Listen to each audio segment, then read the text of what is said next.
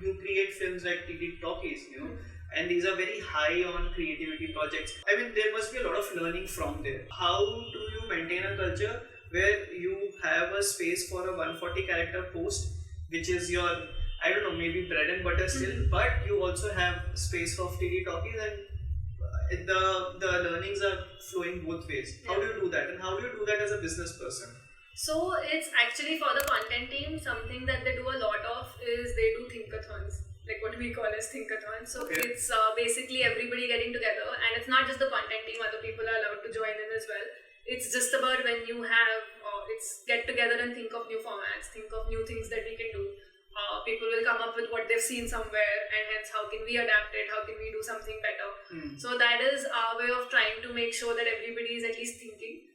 Because here our content team plays multiple roles. So not only are they creators, they're also curators of content. Right. They're also supposed to be completely aware of what all is happening on social media that they need to adapt. Everybody has been given their own tasks that you are responsible for this thing. I think the best part about a startup is that it's such an open place that anybody can come up with an idea and go ahead and pitch it. And how do you mobilize, and how do you respond, and how do you produce, and how is it approved, and how does it go live on the same I think day? everybody just gets together. Yeah. So this person would probably go to an Anuj, who is our CEO, but he also heads the content bit, and give the idea, and if there's any merit in it, then Anuj will just call the entire content team together, and everybody will just think about it. If it's something, the great part about text content is it's very easy to turn it around. Right. Video takes a little longer. Right. But we are also now exploring frugal videos where you can do things really fast. So it's sketches, etc. Things that can be shot within the office. Right. So those are things that you can turn around within a day's time.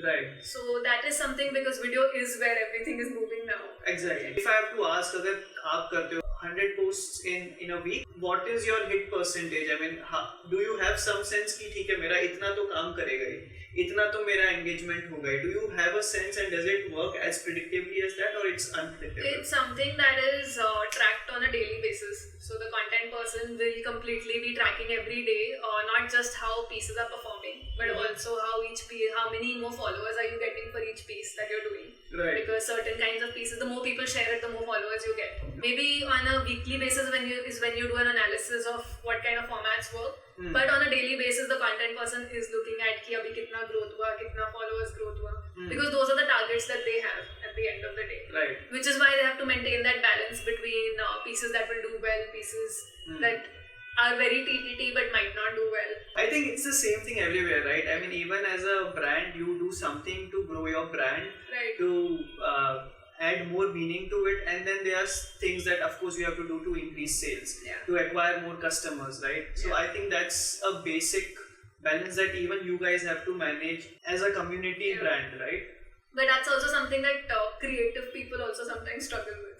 Because, creative people are a lot of times very adamant on certain quality standards or certain storytelling formats that they have.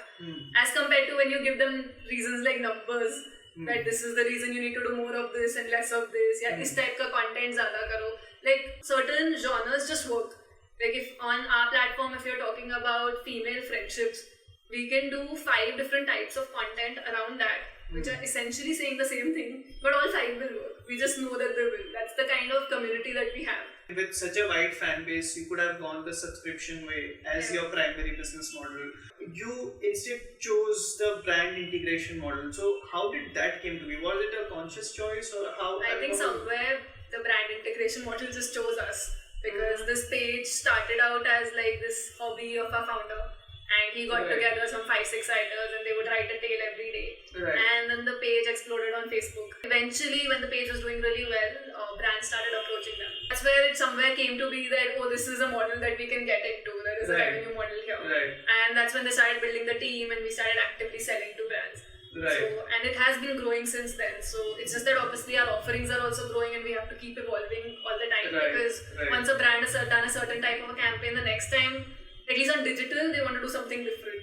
Because for even a brand manager, it's usually कि हमने इस बारी नया क्या किया campaign में. तो एक बारी tail कर लिया तो फिर अगली बार अगर कुछ different नहीं होगा, so it just they won't really consider you again, which is why we need to keep evolving over and over. So what do you mean by evolving? Do you suggest new formats, bigger formats, or you come up with an entire campaign for them And if you're coming out with an entire campaign, then my next question is that how are you different from a typical digital marketing agency?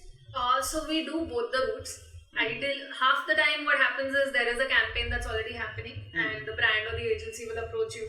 Or if you've pitched and there's something coming up and they already have a campaign in mind, then we just take the brief for that and we tell them what we can do on our platform for that particular campaign. Oh, interesting. Okay. In which case, yeah, we became very similar to an agency, but at the same time, we were still creating only our type of content for them. So while we gave them the overall campaign idea, they had their own agency to do it on other platforms and media. What are the other revenue streams that you are exploring? Terribly Tiny Talkies is now known for a certain level of storytelling. That's right. So it has a certain standing in the industry, so directors do want to work with you, storytellers want to work with you. Right. We're obviously looking at completely different studio formats with them. We're going to OTT platforms, etc. to tie up.